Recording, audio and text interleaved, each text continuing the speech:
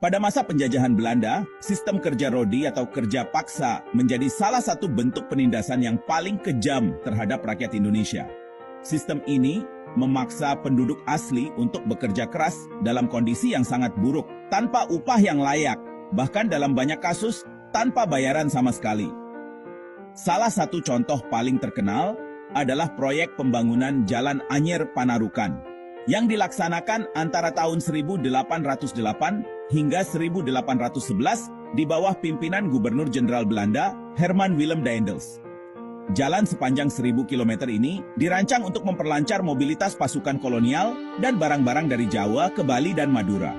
Namun bagi rakyat Indonesia, proyek ini menjadi mimpi buruk. Mereka dipaksa bekerja tanpa ampun, mengangkut material berat, dan membangun jalan dalam kondisi yang sangat buruk. Pekerja tidak hanya diperlakukan dengan kasar, tetapi juga dipaksa bekerja tanpa perlindungan, makanan, atau obat-obatan. Akibatnya, diperkirakan sekitar 12.000 jiwa melayang dalam proyek ini.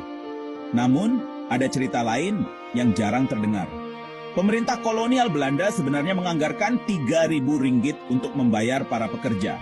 Tetapi banyak dana ini yang tidak sampai ke tangan para korban kerja paksa. Pejabat lokal dan bupati yang seharusnya mengelola anggaran ini justru mengkorupsinya, sehingga penderitaan rakyat semakin berat. Rakyat yang seharusnya menerima upah justru semakin miskin dan melarat. Selain proyek jalan tol Anyer Panarukan, ada banyak contoh lain dari kerja paksa yang diterapkan oleh Belanda di berbagai daerah di Indonesia. Salah satunya adalah sistem kerja rodi di perkebunan. Di berbagai wilayah, seperti di Sumatera dan Jawa, rakyat dipaksa bekerja di perkebunan yang dikelola oleh perusahaan kolonial Belanda. Mereka bekerja di kebun karet, kopi, dan tembakau di bawah pengawasan yang ketat. Pekerjaan ini juga dilakukan tanpa upah yang layak, bahkan seringkali mereka hanya diberikan makanan seadanya sebagai pengganti uang. Salah satu bentuk kerja paksa yang lebih dikenal adalah kerja rodi untuk proyek pertambangan, di mana rakyat dipaksa untuk bekerja, menggali dan menambang biji timah atau batu bara dengan peralatan yang sangat sederhana.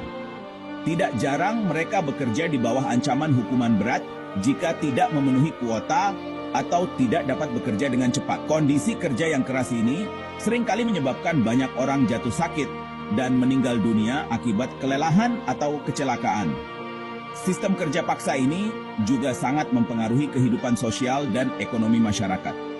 Selain penderitaan fisik, kerja rodi menurunkan kualitas hidup masyarakat yang sudah terbebani dengan kemiskinan. Banyak yang harus meninggalkan keluarga mereka untuk bekerja jauh dari rumah, dan tak jarang mereka tidak pernah kembali. Kerja rodi jelas